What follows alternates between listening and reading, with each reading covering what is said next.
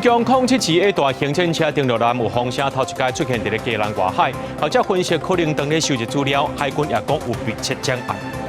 台北地方法院继续审查经发生案件，本特别勘验批真心顶人的真心内容，不过却雄雄收到因太太惊跌落的消息，向法院请假核准。专署部最近完成国务人员请假规则修正草案，将加薪薪调息假上今年底推动，一年会当请3天，无需要诊断证明。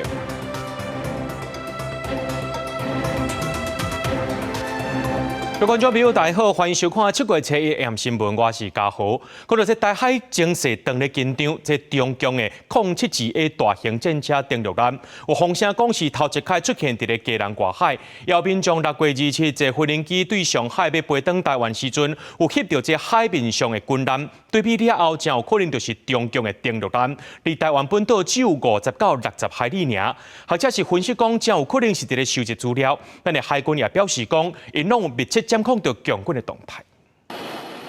中共了台无停过，传出有共军大型登陆舰头一摆出现嘉南外海。6月27有民众为上海坐飞轮机登来台北，看到海面上有军舰出入，赶紧翕。经过比对，亲像是共军072A 大型坦克登陆舰，相片的坐标位置离台湾本岛只有50-60海里。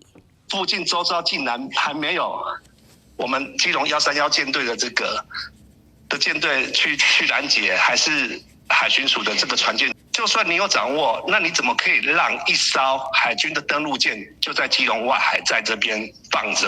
中共072A 大型坦克登陆舰会当载运250名武装士兵，搭载10台战车直升机、气垫登陆舰，快速投射兵力，是中共主力登陆舰之一，负责执行登陆作战、运补物资。林玉峰认为，若为台湾北部抢滩登陆，恐惊对正经中枢发起攻击。专家表示，中共登陆舰过去多数出入伫华东外海，即摆罕见出现伫嘉南外海背后，动机无单纯。那我们也密切掌握它的动态，不管它是实施了是不是相关的一个有关相关海域的一个重点的一个侦查。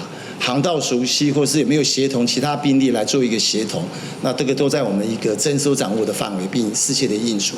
比如说，返回东部战区的基地，或者北部战区的基地，或者是在遂行所谓战场的这个侦查跟熟悉环境。但无论如何，都在台湾岸基的反舰飞弹射程之内。那共舰定侵了台海，共军上航舰辽宁河山大河，进前头一摆经过第2岛链，引起印太区域局势紧张。有关人士分析，中共凸显在岛链能力的绝对存在感。学者观察，上航舰除了演练组合训练，也向国际传达施压的政治信号。公视新闻采访报道。来看国军汉光41号演习，初九开始进行10天9暝操演，以联合作战计划做基础，即届会以会当动偌久来做演练的目标。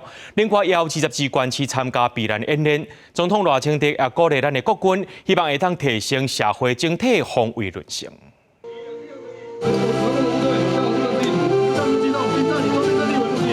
备战一定不是口号，国军展现守护家园决心。汉光41号演习会伫初九实施，今年演习规模翻倍，有10支9暝。演习上定前推高，中共无清楚地带侵扰，艺术展开边战转化联合反登陆、滨海甲滩化战斗，模拟共军登岛，国军投入创新功夫，持久作战，守护桃园机场等关键基础设施。另外，伫罗欧战争大出彩的无人机，国军正是精索攻击无人机，会立伫即摆操演。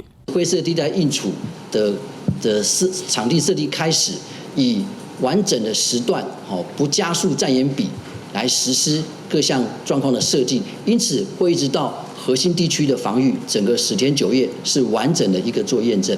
针对中共可能在汉光演习进前，也是操演期间，对台发动人敌作战，下酒平心，打击国军士气。国防部强调会落实积极反制手段。总统赖清德也伫汉光演习进前为官兵加油，指出国军面对敌情渗透、假性质攻击等无硝烟的战争做准备，也佫表示今年国防预算目标会达到 GDP 的3%。国军的重点已经不再只是赢那么单纯，更要思考如何防卫成功，如何运用各界物力与民力共同生存。这摆汉军演习会结合社前阵线演习，有22县市参与。其中，台北市、台中市、台南市会用无剧本方式演练防空警报发放，正是在咱抢救应对民众甲大型被丢避难。当日演习管制区的部分，有关相关的营业活动是暂时停止。那停止的时间的一个部分，会由卖场的相关的一个员工引导民众就近一个实施避难。根据经正数统计，全台有82000多个的防空避难处所，会当容纳5483万华人。面对中共敌情升悬，军民同心，建构全社会防卫阵线。公视新闻采访报道。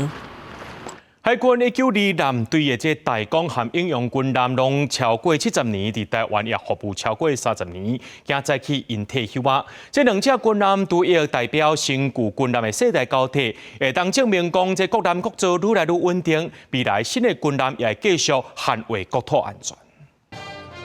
国旗慢慢啊降落来，代表军舰任务完成要退休。海军192舰队大江含应用军舰舰龄拢超过70吨，在伫高雄新兵码头办联合度役典礼，真侪捌伫军舰顶悬服役的退伍军官拢登来见证。在不同时期之下，不同的威胁，在国建国造的政策之下，后续将有更多新一代的舰艇来取代现行传统的舰艇。40块炮这的装备拢要甲下落来，负责脱带救援任务的大江军舰是民国33年起的，捌属美国太平洋舰队，参加过原子弹测试行动。美国度役40多档了后，予咱的海军买过来，继续服役34档了后，才正式度役。在船上跟官兵生活了1年多，那也一起在海上同甘共苦，乘风破浪的去执行任务。那大江军舰要除役了，对船上的一些官兵弟兄都感到非常的不舍。准确顶悬的差纹是真明显，海军上尾一只插壳的少女舰应用军舰是伫民国43年建造，美国服役到83年了后度役，隔年伫台湾成军，伫台湾美国拢总服役差不多70档，即嘛一度役海军会先进国家，打造目前精大类载具减少项目。碰到下雨天或者是梅雨季节，船上的弟兄就要比别人更用心来维护我们的装备以及我们生活上面的环境。我想也是因为这样子，让我们更凝聚，也造就了我们这一群木船上的钢铁人。大江应用舰陪伴海军是超过30档，度役了后会到基顶的保养厂去封存。因的度役唔但是代表新旧舰艇的世代交替，嘛代表国难国造是愈来愈稳定，持续打造新舰，来守护咱国的强国。公视新闻综合报道。台北地方法院搁在审理金华城案件，提审前民众党主席郭文哲等人。本体这个规定呢，是要勘验前台北市副市长彭真生等人的真实内容。不过，这彭真生却是常常收到因太太行底路的消息，向法院请假核准。高雄检方也认定，这行底路以外无别人介入。本体要规定的人是改做朱阿虎。不过，新庆的律师认为讲，检方威胁朱阿虎认罪，请法官评价。经历出动百人部署，支持者到场集合田征民众党主席郭文哲，由民众党发起的集合活动，那因为法院搁再提审郭文哲审理金华城案，也是先完成台北市副市长彭真生。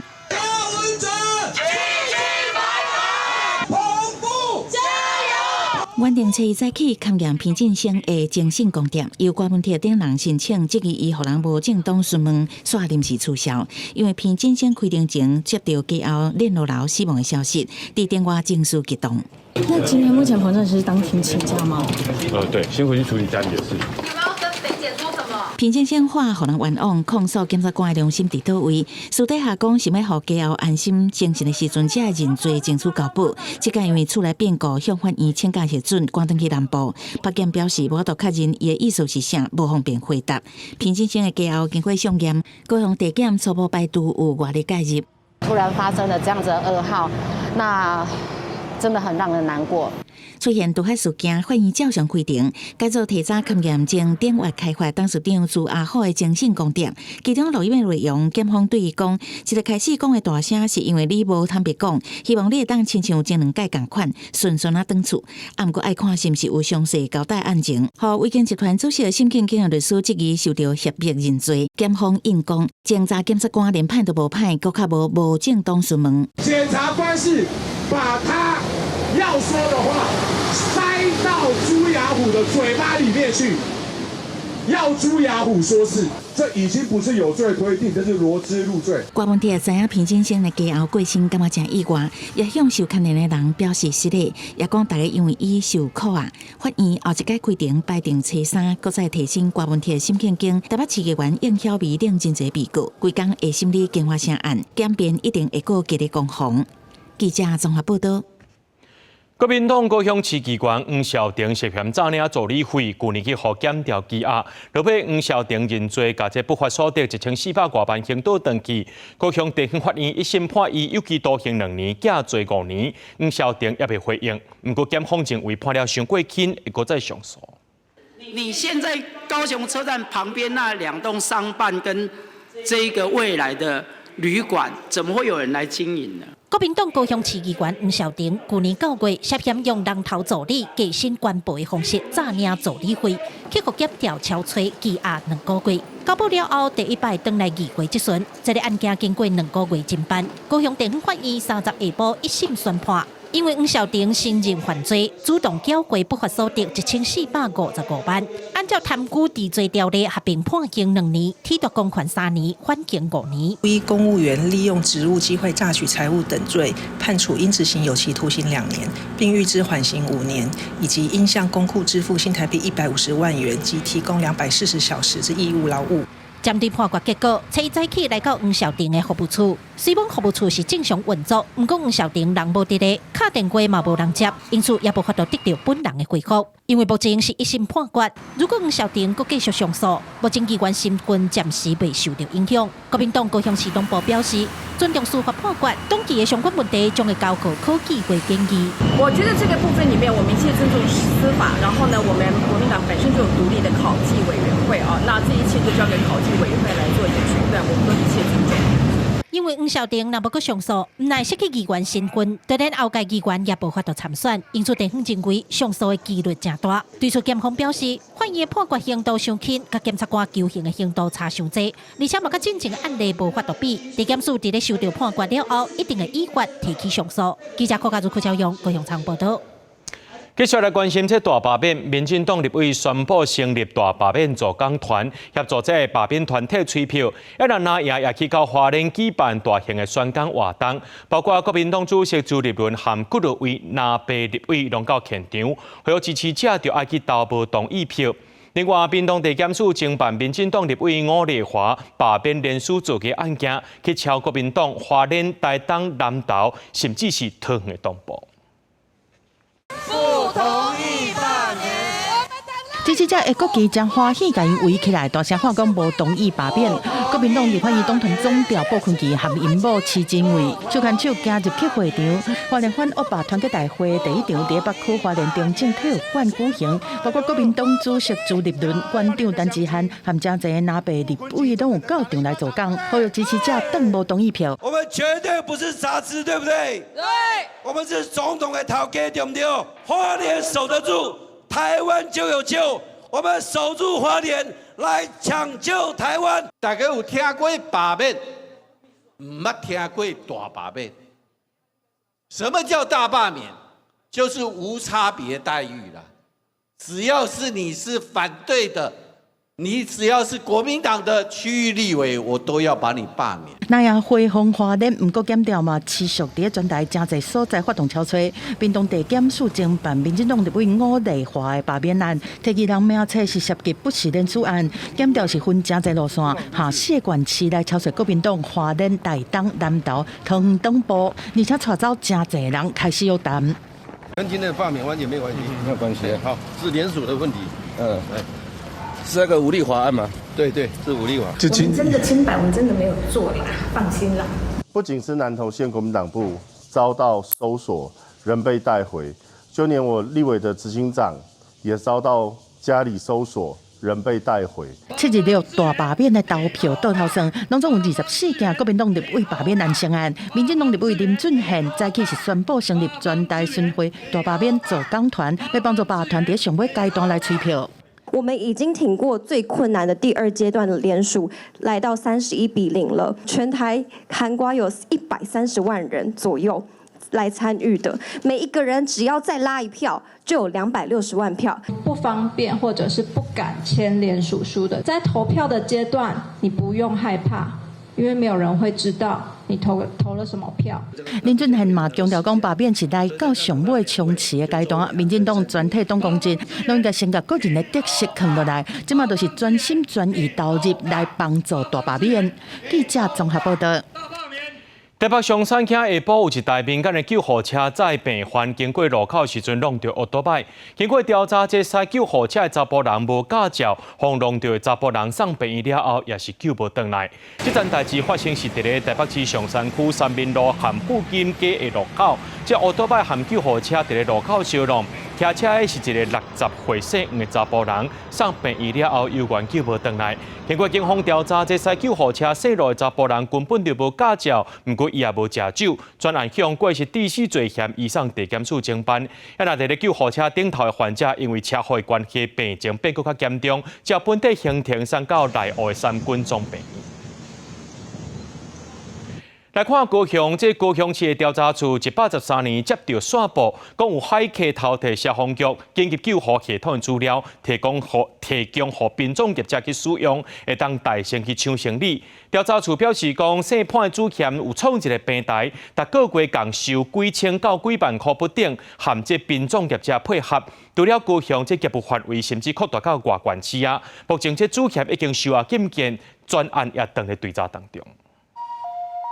消防人员接到报案，讲有车祸赶到现场，要将受伤的民众送去病院治疗。无论车祸、疾病，也是其他需要救援的案件，民众报案了后，拢会显伫消防局的即时案件网站顶端。目前除了双北以外，所有县市拢是用消防署提供的这套系统。不过高雄市调查处去年接到线报，讲有骇客破解系统，将救护案件类型、详细时间、地点提供给民众业者，呼应带先别人去现场抢行李。市调处顺线追查，今年3月份先抓到涉判的主嫌，6月份再次发动2摆敲催，将相关的民众业者甲电脑工程师约谈告案。除潘贤于首波执行时，业经台湾高雄地方法院准予羁押，于张贤等殡葬业者，则各以新台币3万至50万元不等金额交保候传。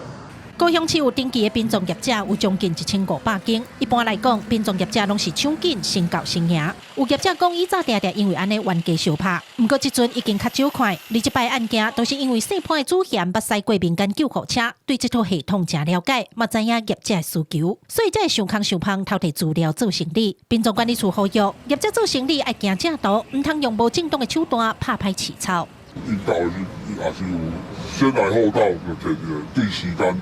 可能先到的，他们因为先到家属做沟通的问题，不要做到一些比较不太好的手段，然后取得到相关的资讯。除了高雄市以外，对111年开始，涉判的主嫌各用同款的手路，甲生理做甲外县市去。当年连续偷摕资料超过3000万摆。对此消防局表示，已经持续加强相关的治安维护，冇建议中央爱针对系统加强资讯安全。记者柯家珠、柯朝阳、高雄场报道。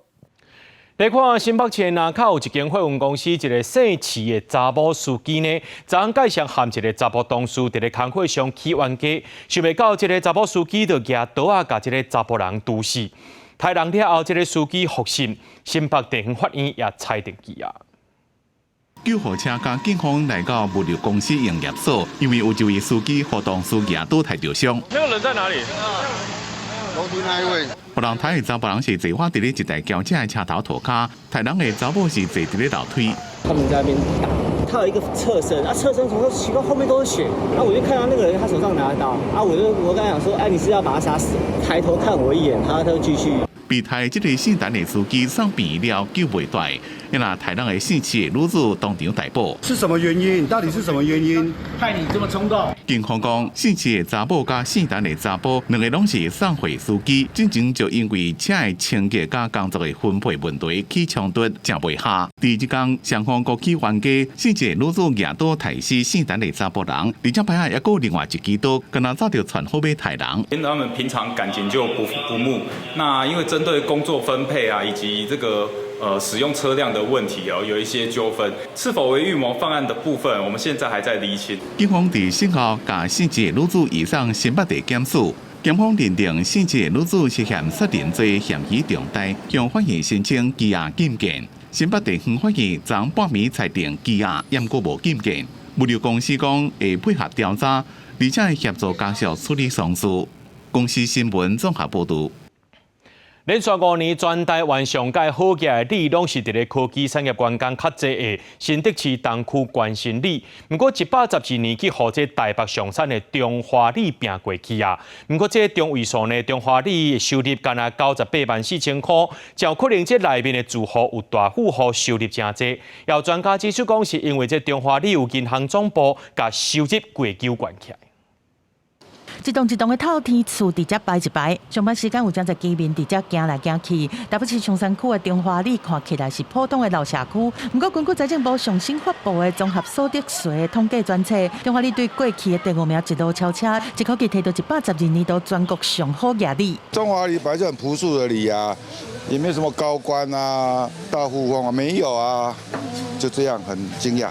觉得应该不是吧，因为大安区应该比较有钱吧。有钱就有钱啊，无钱嘛是无钱啊。有钱嘛食多，无钱嘛食多啊。里面嘛唔敢相信，根据统计，112年度综合所得前5名的村里，第1名是松山区中华里，平均数是526.6万；第2名新竹市东区关心里461.4万，接落来是台北士林区的永福里346万，新竹县的东平里和三丰村是341.6万和337.1万。不过若是看中位数，中华里是干那98.4万，和前5名新竹市的关心里、龙山里拢有超过250万来比，会当看出收入的分布是真无平均。我里面这2年就多一个凯基总部而已啊，其他几乎住宅也没有什么新建案。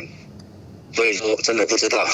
这个里本身它的地段相当的精华哈，临近小巨蛋，而且呢，原本的台塑总部还有这个凯基金控的银行总部，其实也都在这个里。专家分析，中华里所得的中位数并无悬，意思是因为一寡好业人住伫遮来有关平均数，因为中华里的地段位真好，加上最近有金控总部进驻，像企业主金控高阶主管这关所得的人口伫遮设置。另外，112年股市表现袂歹，敢是股利所得有起的会当观察。公司新闻综合报道。1966年起的嘉义市富安宫内面有防晒日本孙早期爱讲，这庙内有真特殊的工艺。不过早期庙地产权无登记详细，所以有1/4的土地去互法院拍袂起。庙方也希望各界来斗3工无250万，要甲这土地赔倒转来保存这间要到60年的庙。我来请走啊！原本用铁网扎起来庙埕，地主考虑到出入的安全，暂时拆掉，但是涂骹也是有写着私人土地的字。嘉义市的富安宫已经有1/4的庙地互人买去，已经影响到庙埕的使用，惊未来会有纠纷。庙方即摆爱从大约250万才会当甲地买转来。算庙啦，啊是金炉啦，圆啊这吼，这甲拜殿这拢有影响到啦。啊，这边已经有法院拍袂去，用买去啊。诶，中间圆啊。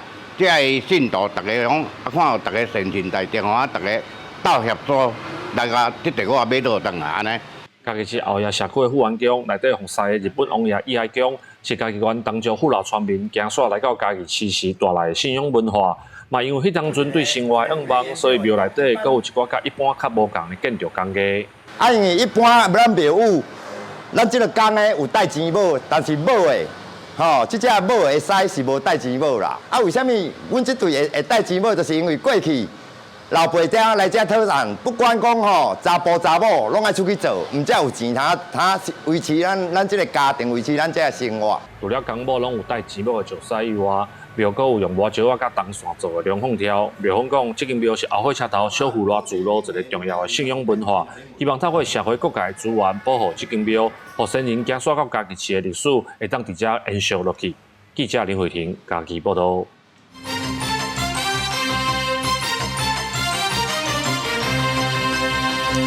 永航昨出手护盘新台票收盘呢是67.22角，不过今早起呢台票换比金搁再起啊，盘中起到29.164块，起7角外，最后是收伫咧29.185块，起7.17角。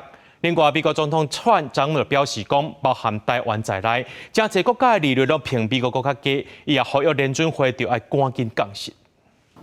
新台币兑换美金汇率6月30日央行出手关盘了后，当盘7.22角，总24年来达日上大盘板。拜五新台币一开盘，随登到升达的行势，29.88块开盘，盘中到29.164，升7.38角。昨天美元指数又再次下滑，那所以说就反映到国际货币一个趋势，所以说今天台币又再次回升，那这是一个完全反映市场动向的一个结果。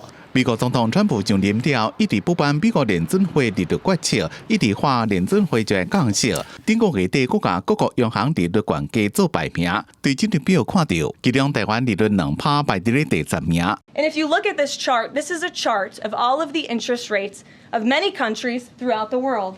At the top is Switzerland. They're only paying a quarter for interest rates. Cambodia, Japan, Denmark, Thailand, Botswana, Barbados, Taiwan。专家认为，美国联准会所落来降息的幅度，若超出市场的预期，降2码到3码，美金才有可能在一面大幅度行掉。有学者讲，国内央行做利率决策的时阵，一直拢真保守，所以汇市未受利差的变动影响。我们的汇率受到美元跟台币它供需的影响，这部分它的影响比较大。因那伫咧股市的部分，受到美国4大指数收红，台股初一早起早盘是强弹超过380点，盘中上悬到22730点，创波段的新高。台积电盘中上悬是1095块起35块。公司新闻采访报道。晓热教啊，这诈骗集团就是上尊青少年。伫漂流呢，有一个国小拄毕业的查某囡仔，伫网络顶头交朋友，对方爱伊呢去超商买游戏的点数。第二届超商店长有警觉，随报警察来阻挡。警方表示讲，这诈骗的被害者年龄拢有伫咧降低。学者也建议家长和学校拢爱做伙来关心囡仔，也爱加强诈骗的宣导。就被他挡下。然后这是他要跟我买的，我没卖他的。超商店长通知警方到场，热心的民众也家己靠坑。苗栗市一名拄为国小毕业的12岁查某囡仔，最近透过手机通讯软体熟悉查甫网友，对方讲要见面，就爱去超商买游戏点数。查某囡仔先买3000块，将数号传给对方。第二摆搁买8000块的时，好啊在互超商甲警员查落来。叫热教啊，诈骗集团将目标转向青少年，其他学生也有听讲同学防诈骗。朋友有被抢那个演唱会门票骗过，就是跟他说有票，然后结果到最后已经有给钱，然后人就不见了。就是游戏，然后可能被女生骗要什么游戏的钱。根据台中市警察局少年队统计，今年以15岁、12岁至18岁少年防诈欺被害人数252人，比去年同期加5倍。那未成年诈骗车手变多，被害者的年纪也确实有降低趋势。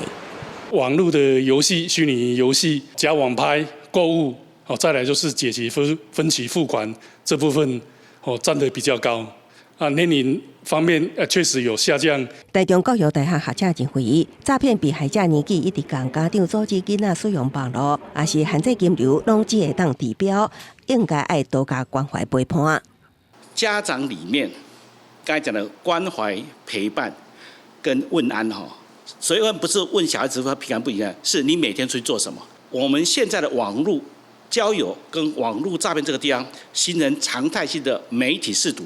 王巧璇更加提醒，都因为被害者多数受骗，家己唔知影，各级学校应该是提升媒体识图避动，各将重点放伫网络交朋友甲诈骗案例宣导，才会当有效阻止所谓犯罪冲击。公司新闻采访报道。即马开始晓热，真侪学生会利用这段时间去做线工赚所费。劳动部也要提醒讲，做线工共款适用劳基法的保障，若总有劳资争议，拢会当向这劳工局来申诉。民间团体也提醒学生，就算是做短期的，也一定爱会晓拍这劳动契约，甲薪水、工作时间写好清清楚楚，也爱要求讲这劳健保来保护家己的权益。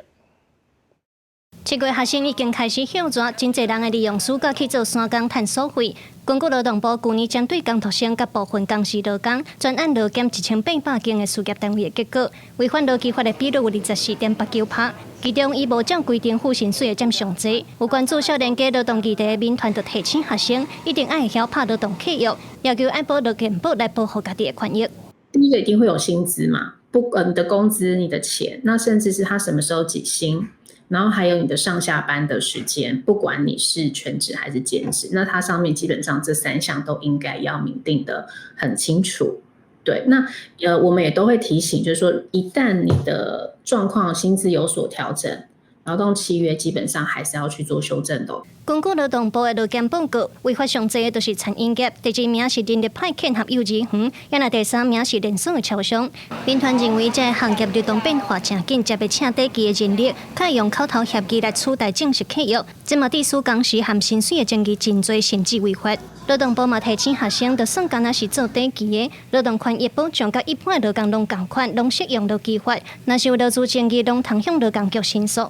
时间单位上面，我们要提醒雇主的是，出勤记录必须记载到分钟，违反制备出勤记录的义务，会面临到新台币9到45万的罚款，而且还会公布公司跟姓名、负责人的姓名。劳动部表示，违规记录上侪的多数拢是知名企业，部长洪新涵是呼吁这业者应当就爱尽社会责任，加强公司治理。记者卢尚如、谢桂玲、曾春游台北报道。咱来关心天气，这气象署针对19县市发布高温资讯。到拜五进前呢，各地头拢是好天，有一寡所在可能会出现38度以上的高温。另外，伫咧台东的关山溪部出现加热风，高度超过10公尺，迄个民众也讲差不多是10分钟才散去。台东、关山，这个加热风看起来高度有超过10公尺。这特殊的景象都出现伫台东关山镇的河床顶，有民众伫初一早起10点50分左右翕到这难得的画面。民众讲加热风大约继续10分钟左右才到达消散。经过鸾山大桥，说奇怪，那边有一个沙尘暴，看一看，不对，它怎么越来越大？大概10分钟。那因为接近地面的空气啊，受热迅速上升，就会产生旋转气流所产生的一个成龙卷。连日军表示，初步判断是电量架伫日头充足的条件之下形成漩涡上升气流，是一种涉及随地西转风调的天气现象。专台出日头的好天气，也好各地出现高温。至于一只位头壳顶淋落去透心凉，囡仔欢喜甲大声叫，叫了狗啊，袂少民众带囡仔同齐耍水消热。我们是从南部上来的，我们从台南来的，结果超热的。所以是带小朋友来玩水消暑。对啊，一定会啊，哎呀，非常好，玩水很好啊。叫热第1日，大台北地区的透早就出现过30度，气象署表示，台北盆地小气较袂扩散，加上东南风过山沉降，出现温度比4度为悬的，导致热岛效应，互民众感觉更较翕热。周5之前的话，太平洋高的势力都是比较持续偏强，北部地区都在周5之前都还是有机会出现36、37度。那大台北盆地都市热岛效应的关系，整个闷热的感觉会更为明显。气象署更加针对19个县市发布高温资讯，到测试进前，各地高温普遍伫32至35度，部分地区甚至可能出现38度以上的高温。公视新闻采访报道。一名代替列车长进前驶 EMU 3型列车入去到宜兰车头，随后乘客发现讲，伫咧发车的冷风，伊伫咧车门边仔爆烟，甚至甲这烟头直接拼伫咧铁基路。目前这代替接到通报了后，当咧调查，无排除依照《烟害防治法》而且卫生局来裁罚，也拿内部的行政调查相当可能会记大过。火车顶外的代替人员，我伫车门边半身捅出去外口，但伊手内面锁有一支点倒的烟。抽烟。伫火车顶外咧食烟，而且全程拢风翕落来，各位当看到伊伫咧飞烟屎，甚至食了，佮直接把烟头弹伫铁基路，引起争议。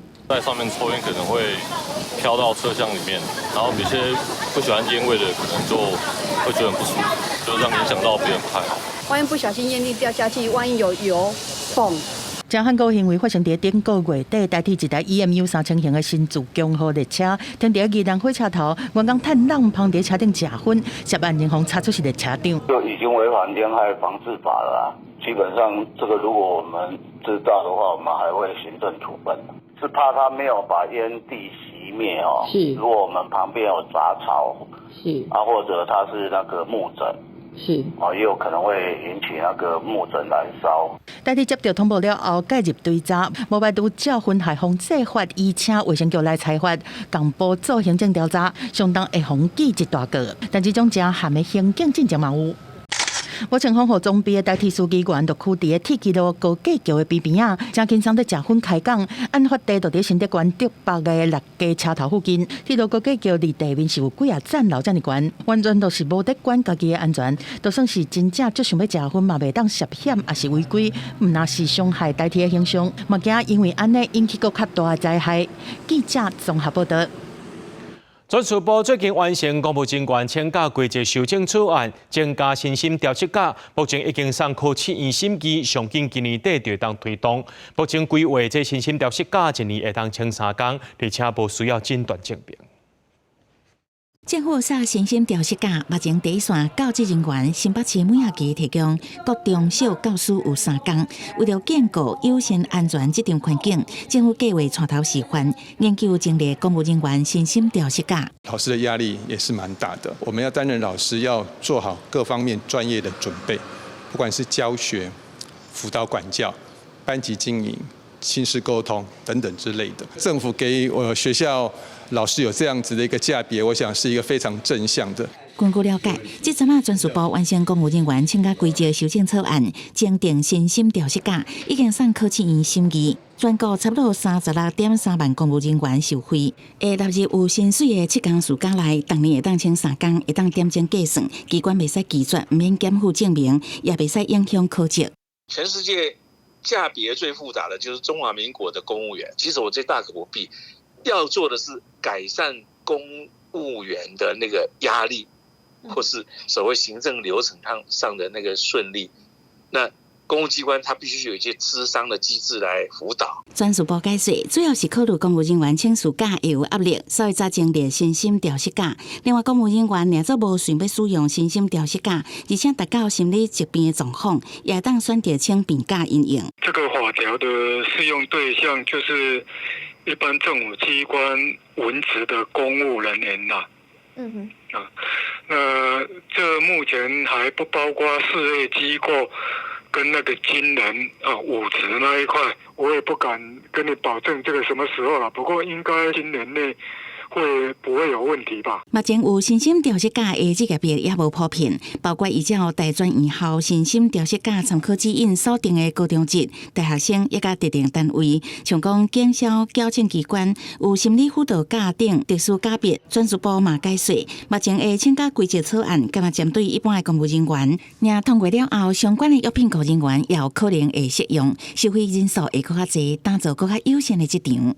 记者综合报道。全世界阿兹海默症的病人一直在增加，有一种讲会当改善病症的40赫兹频率超光含声音的刺激。不过学者认为讲对精神的部分可能会当改善，然而脑部的部分呢也是需要验证的。有医生认为讲这临床试验也佫无够侪，态度真暴力。透过正子电脑断层对脑内面斑地分布来侦测脑部的生物标记，虽然检测会当早期诊断和治疗失智症，但科学家嘛当拍拼研究安怎让已经确诊的患者莫个恶化。最近有研究指出40赫兹的声光刺激，在动物实验内面会当降低对脑部的伤害。40赫兹的话，刚好落在这个频率里面，它可以去诱发这个大脑里面这个伽马波的一个共振。临床的研究其实还是相对来说是比较少的，整个的那个结果看起来的话，目前在临床上面的疗效是还不太确定。神经内科医师认为讲，现阶段必须要持保留的态度，而且要确认患者袂对声音和光线敏感。学者指出讲，目前国际上确实有发现讲，互轻度失智的时大人40赫兹的光照和声音的刺激，结果因爱生气、爱做心，才精神镜头有改善，但治疗机制还在研究。这个声光刺激可以去促进个案的这个睡眠品质，还有让他每日的活动量比较有规律。介入之后分布大概这个样子，没有明显的改变，所以目前无法减少人类大脑的类淀粉蛋白沉积。40赫兹的效果还是一定是透过皮肤，不然就是透过眼睛，不然就是透过耳朵。所以虽然在实验室上验证细胞的效果是好事，那我们现在的结论是，参数可能还是需要微调，因为现在的效果是待验证。专家分析，虽然有一寡研究发现讲，用40赫兹的光线去照鸟鼠，先讲声鸟鼠的大脑和40赫兹的 tempo 共步，改善记忆功能，但是嘛有实验显示讲，鸟鼠因为光照无爽快，无法度声脑波共步，目前佫需要验证，敢会当下物证来应用，嘛需要结合其他的治疗策略，亲像是做伙复健，上重要的嘛是伫早期介入，减轻脑部的萎缩。记者综合报道。最近，猪仔供应量减少，婚礼肉品市场用过一天拍卖2300只，不过最近是剩1900只尔，所以这猪肉价销1公斤也起到上100块，而且价销有可能会继续起。猪肉大众仍然无用咧避讳，但是最近受到毛猪供货量减少，造成猪肉价销起，连带嘛影响到整体买起。毛猪的量就是少很多啊，所以价钱都很高。哎呀，消费者也嫌肉太贵，哎呀，所以买的量也会减少，买气也差蛮多的啊，大概差多少？都差2-3成有吧。这个目前季节性的一个影响，在高温高湿的一个天气，当然这个猪只的一个食欲跟饲效上面就会比较差一些。本林市长讲，受到去年寒冷的时阵和年初，猪仔囝又生对歹，最近天气佫真热这因素，造成目前肉猪的供应量减少。以婚礼肉品市场来讲，当年7月到9月是猪只供应的小月，但是今年和永过同期比，大概佫减500只左右，造成目前拍卖猪价1公斤超过100。主要今年价格会那么高，主要就是因为猪仔囝的育成力不好，造成价销起起来安尼。目前的价销？目前的价销，伫个全国来讲是101.67。那云林肉品市场昨天的交易价格是在103。婚礼肉品市场就讲，最近全国毛猪每天交易总价数差不多是19000只，婚礼差不多有1900只，占全国的1成。但是因为猪仔只的养成需要6个月的时间，最近上市的肉猪袂增加，若搁较晚中元节猪肉的需求增加，价销都有可能会搁起。公司新闻综合报道。自来水公司今仔日开始呢，要伫咧台中的北区、大理区换管线工程爱4天到8天，受到这停水减压的民众大约有3700户。最近呢，有民众反映讲自来水有臭味，第4区管理处就表示，有可能是这水库伫咧清土山和天气变化有关系。管理处也讲会加一寡力来维持水质，也会当符合这食水的标准。管处将路边污开，准备要大水工。台湾自来水公司初一起伫台中市北区、大理区进行管线汰换工程。高雄街施工现场边仔都是市场摊商，道路暂时封起来，所以生意明显受影响。因讲未收到施工通知，会当理解，这会当强度难关。你看刚才有的走到这里啊，看到那边在施工，他就有个工完头个造诣啊。我要多做生意啊。为了以后啦，没有关系啊。这几天生意怎么办？没有做啊。自来水公司表示，北区施工时间是4日，大理区是8日，时间是早起8点半到暗时6点半。受影响停水减压户数大约是3700户，也毋过并毋是规日拢无水通用，有时间才停水，员工就提前复水的机动状态。另外，有真侪民众伫社群网络反映，台中西屯大雅等地最近出来自来水有臭味。来自于第4区管理处强调，甲水库清淤、参水期好天落雨高天天气，要维持饮用水安全，跟添加力有关系。那主要是因为我们现在梨塘水库那边他们在清淤这样子的，天气很炎热，对不对它又常常最近不是常常下大雨，或者又下晴天，所以说我们为了饮用水的标准的这个安全的话，我们加一点会种一点的氯这样，但是这个完全符合我们饮用水的标准台水表示，台中市的自来水由风环甲李鱼潭净水厂处理，每日拢有做水质检测，落雨造成原水浓度提悬，所以加力保持水质卫生安全，拢符合饮用水的标准，民众免伤过烦恼。公司新闻采访报道。休热到啊，这屏东往回小琉球的人是愈来愈多。今日开始呢，这东港到小琉球的准班拢爱检查身份证。业者表示讲，这段时间是试办，要若8月初4正式推动，到时阵若准无证件，恐惊就跋倒上阵。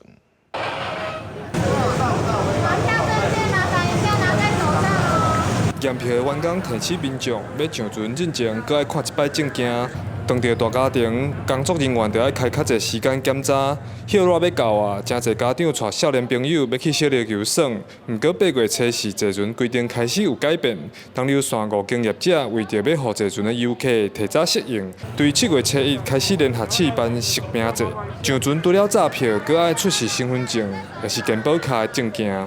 应该是有一点麻烦啦，很多人不知道的都没带到嘛。我们是刚好有看到新闻有报啦，因为你购票本来就是你会有就是身份的需求啊，就是那边也会验证，所以说我觉得就只是单纯核对而已，我觉得是还好。为着让民众买票时看真足，船公司伫跳票的柜台拢有打广告，提醒民众注意实名制的证件规定。假使临时无查证件，业者会请民众签切结书，才会使上船。业者讲，搁检查一摆证件，可能会互坐船的时间悠长。毋过嘛是希望先试办，让民众提早适应，增强这个防救的机制哈，以及我们坐船的安全啦哈。拄啊开始尔啊，所以不管是民众也好，还是阮的工作人员嘛好，哦，拢爱来适应。虽然有的民众感觉晦气，有的嘛认为要配合政策行。交通部航港局对8月初4会开始严格实施登船实名制，国内旅客会使出示身份证、健保卡，也是地方居民卡；国外旅客会使摕居留证、护照，提供业者检查。记者柯永哲，屏东报道。屏东小琉球是这几年国内正常的观光景点，对7月开始坐船爱签名制，收保育费，也甲这保育区的海胆列入去保育对象等等的制度。讲到偏湖呢，今年7月到8月是开放这民众会当去采海胆，不过今年市场说是无遐尼济海胆，但家表示讲，真有可能是寒天的时阵伤过寒，知影拢寒死啊。买票时阵爱摕身份证出来，互柜台人员看。屏东东港往回小琉球的交通船7月初开始用实名制。东流线5大业者提早实名制，是为了配合航港局征收客船管理规则。8月初4严格规范，国家小琉球这阵啊游客数一直增加，爱避免交通船出现黄牛抢票。那坐船实名制，避免游客伤济破坏生态。屏东县政府新增加3大保育管制措施，包含立管甲邦湾科劳部收观光保育费每人60，增设龙溪东核心区，禁止所有游客进入，同时把保育区各种海胆纳入保育对象。因为海胆常常有进补的一些混淆问题，所以我们把海胆全部恢复成保育对象，未来都会以专案移除方式来进行办理。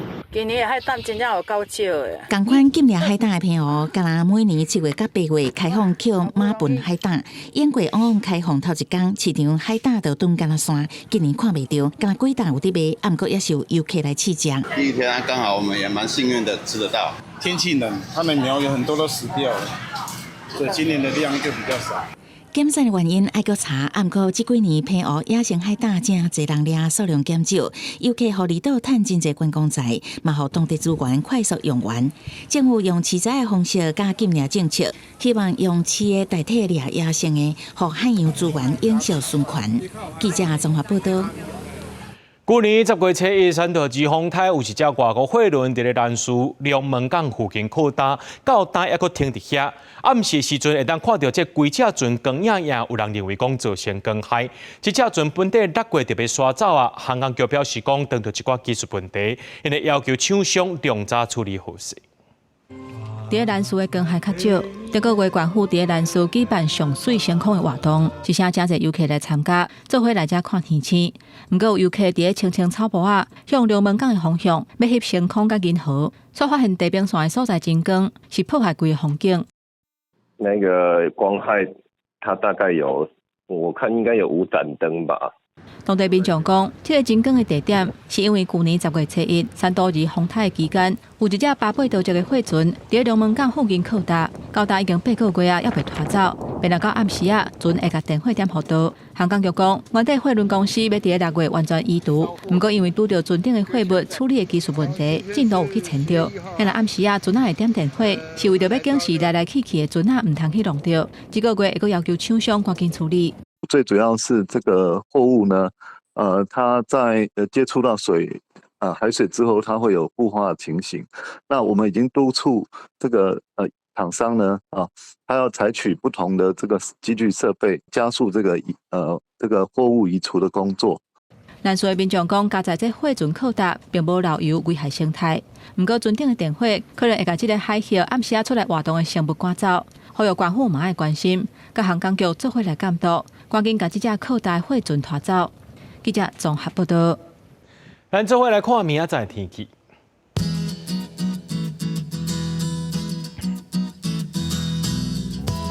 基隆台北桃园新竹对27度到36度，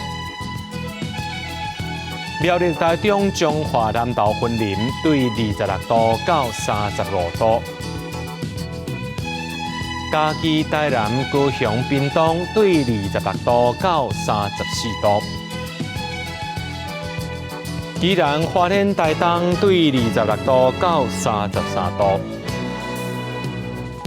平湖金门马祖对27度到35度。要个未来3天的气象。